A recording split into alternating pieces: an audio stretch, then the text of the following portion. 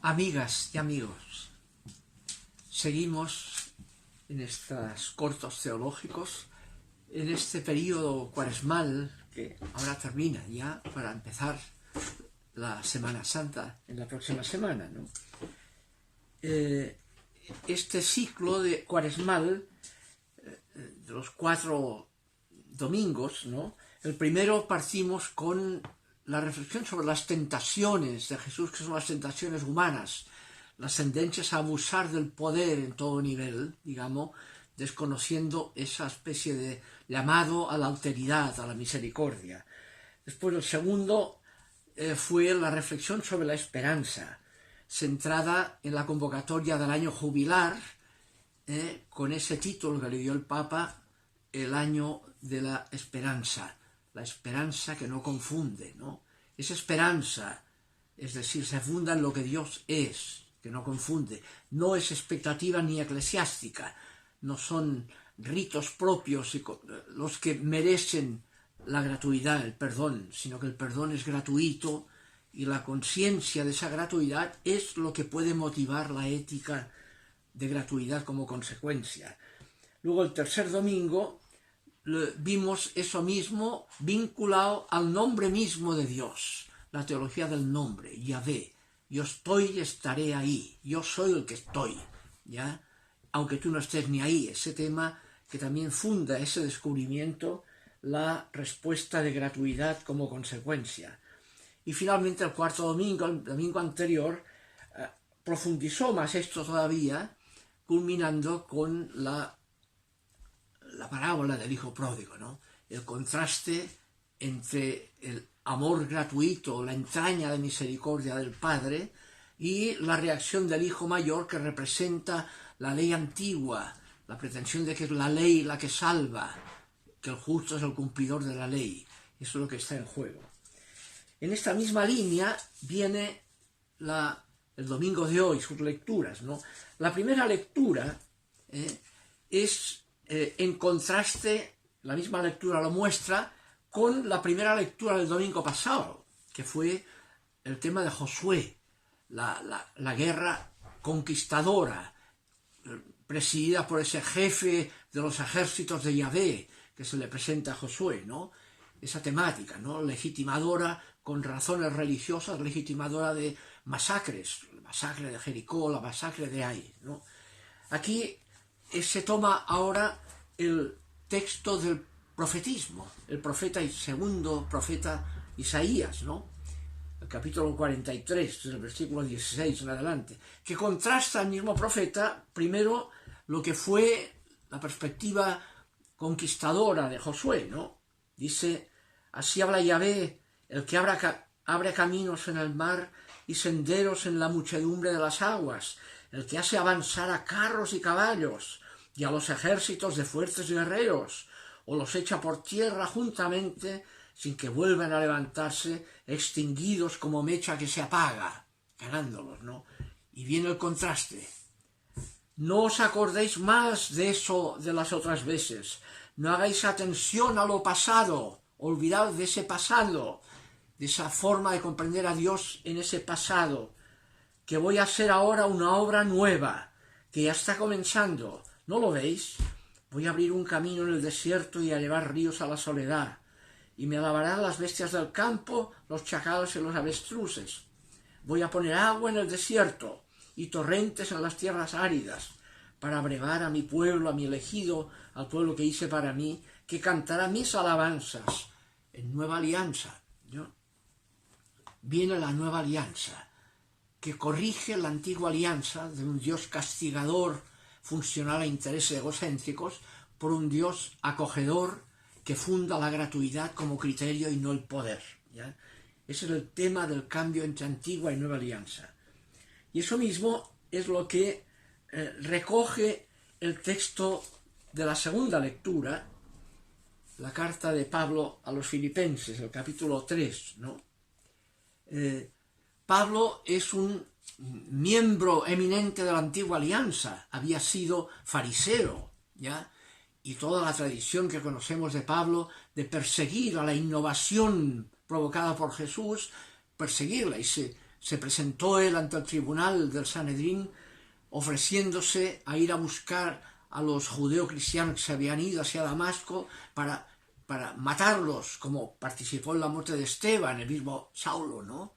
Ese tremendo representante de la antigua alianza. Y cuando él tiene conciencia y viene el cambio radical de mentalidad, su conversión hacia la nueva alianza, ahí es cuando escribe estas cartas, ¿no? Y en el texto de hoy, Filipenses capítulo 3 dirá: el sublime conocimiento de Cristo Jesús, mi Señor, por cuyo amor todo lo he sacrificado y lo tengo por estiércol, su perspectiva pasada, con tal de gozar a Cristo y ser hallado en él, no en posesión de mi justicia, la de la ley, sino de la justicia que procede de Dios. Ahí está. No es la ley la que salva, la que hace justo. Es gratuita, la justicia es gratuidad de Dios, es lo que descubre, ¿ya? Entonces, que se funda, esa justicia que procede de Dios, se funda en la fe, y nos viene por la fe de Cristo, para conocerle a Él, y el poder de su resurrección, y la participación en sus padecimientos, conformándome a Él en la muerte, por si logro así alcanzar la resurrección de los muertos, dice él, ¿no? Como consecuencia. Descubre la nueva alianza, eso que Isaías expresaba con simbolismos de aguas en el desierto, etc., ¿no? El desierto que florece, ¿no? La nueva alianza. El mismo Pablo, este descubrimiento es tan notable en él, como la raíz de su transformación total de mentalidad, que en la carta a los Efesios y también en Colosenses lo llamará, ese descubrimiento lo llamará el misterio. El concepto de misterio en Pablo, misterio es lo que antes estaba escondido y ahora se ha revelado. ¿Y en qué consiste? Que Dios ha roto, digamos, el monopolio del pueblo elegido. Ya no hay ni judío ni gentil. La antigua alianza hace esa distinción, los circuncisos o los incircuncisos. Como vimos, como Josué antes de emprender la batalla, primero se circuncidan, que quede claro que es el pueblo elegido de Dios. Aquí se rompe ese criterio. El misterio que estaba escondido es que no hay ni judío ni gentil. Que Dios, eso estaba escondido bajo el poncho de Dios, ¿no? Que ahora se ha revelado. Que es lo que ha descubierto Pablo. Dice, cuando por una revelación me fue dado a conocer el misterio que brevemente les he expuesto. Por su lectura podéis conocer mi inteligencia del misterio de Cristo, que no fue dado a conocer a las generaciones pasadas, seguían en antigua alianza, como lo ha sido ahora revelado a sus santos apóstoles y profetas por el Espíritu. Dice que son los gentiles, coherederos y miembros todos de un mismo cuerpo, copartícipes de las promesas de Dios a los padres. Ya, esas promesas son para toda la gente sin ninguna excepción. No hay ni judíos ni gentiles. Se rompe todo el narcisismo, el usar a Dios en función de intereses de una raza más que otra, de un sexo más que otro, etc. Ese es el tema, ese misterio que estaba escondido. Dios no quiere ser usado en función de ningún interés egocéntrico de nadie. Eso es el descubrimiento, la nueva alianza, que hace que esa lectura judeocristiana no sea sospechosa de narcisismo. ¿Ya? Ese es el tema, que culminará en que ese Cristo, ese crucificado, como vemos el otro día, se identifica con Yahvé. Cuando haya levantado al Hijo del Hombre en la cruz, ¿no? Conocerán que yo soy, que Dios se identifica con la víctima, no con un pueblo que con su poder sacraliza el pasar a llevar y producir víctimas, ¿no? Ese es el tema fuerte que hay aquí, en la lectura segunda. Y luego viene la culminación de lo mismo en la tercera lectura, la del Evangelio de hoy, ¿no? Este texto está conservado en el Evangelio de Juan, el capítulo 8. El capítulo 8, los primeros 12 versículos. Veremos eso, que es muy significativo, ¿no? Es el famoso texto de la adúltera que es sorprendida en adulterio. ¿Ya? Y dice el texto, vale la pena leerlo en parte. Dice, primero ya pone, Jesús se fue al monte de los olivos.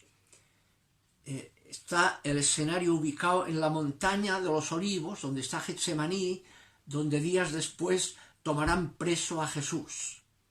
Le llevan aquí a ese mismo monte, antes, según este Evangelio de Juan, a una mujer sorprendida en adulterio. Dice, volvió por la mañana y todo el pueblo vino a él y sentándose les enseñaba.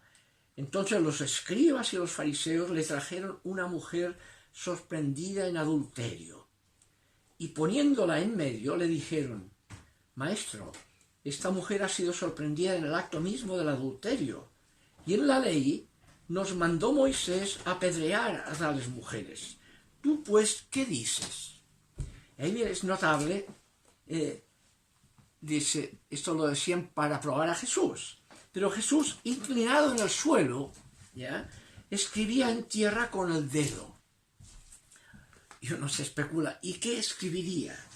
Claro, y es que esta referencia, la ley dice, nos mandó Moisés apedrear a tales mujeres, dice el texto. La ley nos mandó apedrear a tales mujeres. Uno va a la ley, a la cual se refieren, Levítico, capítulo 20, versículo 10, y el Levítico dice, si un hombre comete adulterio con la mujer de su prójimo, será muerto tanto el adúltero como la adúltera. Si un hombre comete adulterio, será muerto tanto el adúltero como la adúltera. Eso dice la ley. Y aquí llegan estos fariseos y escribas con una mujer y apelan a la ley. Y claro, ahí uno entiende el texto, es una reacción de Jesús antimachista total, es muy notable, ¿no? Porque Jesús se pone a escribir, capaz que escribir ahí el texto mismo del Levítico, que dice, si un hombre comete adulterio, él con la mujer serán apedreados, ¿no? Dice, Jesús, inclinado al suelo, escribía en tierra con el dedo, y al preguntarle, ellos insistían, él se enderezó y les dijo, aquel de vosotros que esté sin pecado, que sea el primero en arrojar la piedra contra ella. Lo pone en masculino. El hombre que esté sin pecado, aludiendo a que el hombre adúltero igual.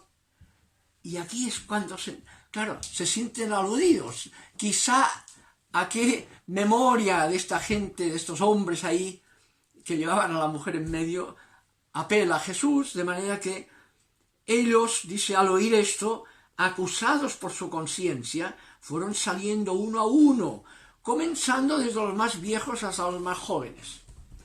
Ya los que tenían más experiencia, que más se sienten aludidos, se sienten adúlteros, se sienten que es un tema machista, un abuso de poder machista contra la pobre mujer pescada en flagranti, sí, dejando de lado al hombre que era corresponsable con ella. Ese era el tema fuerte, ¿no? Ahora, la conclusión ahí entonces, Jesús, una vez se ha muerto, ido todos, dice el texto, entonces Jesús enderezándose y no viendo a nadie sino a la mujer, le dijo, mujer, ¿dónde están los que te acusaban? ¿Ninguno te condenó? Ella le dijo, ninguno, Señor. Entonces Jesús le dijo, ni yo te condeno, vete y no peques más. Y yo menos todavía, ¿no? Es nueva alianza, es misericordia, no gratuidad. Fíjense que en esta línea tengo aquí el texto original, que es el griego, ¿no? Y estos versículos, del capítulo 8, del versículo 1 al 12, el texto este completo, no está en la mayoría de los manuscritos. Está en una minoría. Aquí tengo toda la lista de los que no están. Y la razón de que no está es que los copistas vieron que aquello podía ser escandalizado. Jesús, así con manga ancha. Y para evitar eso, que Jesús tenía esa manga ancha, que es la misericordia de Jesús, omiten el texto. Y está omitido en la mayor parte. A los más agudos críticos se dan cuenta de que este texto es original, viene de Jesús, la actitud que hay ahí. Y por tanto, aunque esté en la minoría de los manuscritos, lo integran, lo ponen en el código, ya con con perfecta razón crítica. Viene de Jesús. Es la forma más radical de la nueva alianza. Porque claro, la justicia vence pero no convence, si es ajena a la misericordia. Una justicia tipo Bukele, junta rabia, no resuelve, no transforma a nadie. Junta rabia, que podrá explotar con más fuerza con el tiempo, ¿no? Junta rabia. Yo siempre he pensado en este texto que si esta pobre mujer la apedrean y sale viva, después crea un prostíbulo, para joder, que dirían en España, ¿no? ¿Por qué? Porque la justicia no resuelve nada. Lo que hay aquí es decir, haz la experiencia de que eres objeto de gracia y eso te transformará. Vete y no peques más. Ahora, porque dice el texto, a partir de ahora, no peques más. O sea, con esta experiencia de un perdón gratuito, eso transforma tu existencia. La ética es consecuencia de la gracia, no su causa. ¿Ya? La justicia sin misericordia es para peor, no es para mejor, porque junta rabia. La misericordia transforma, es a futuro y a mediano plazo, es una mejor solución que venganzas justicieras. Ese es el gran tema que tenemos aquí como texto final de estos domingos previos a la Semana Santa, que empezará ya el próximo domingo. Seguiremos entonces el próximo domingo.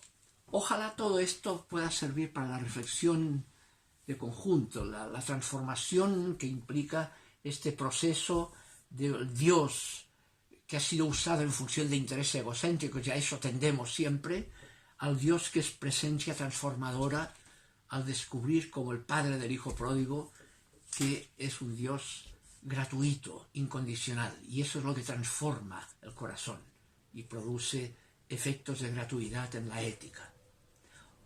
Bien, nos vemos la próxima semana. Que estén bien.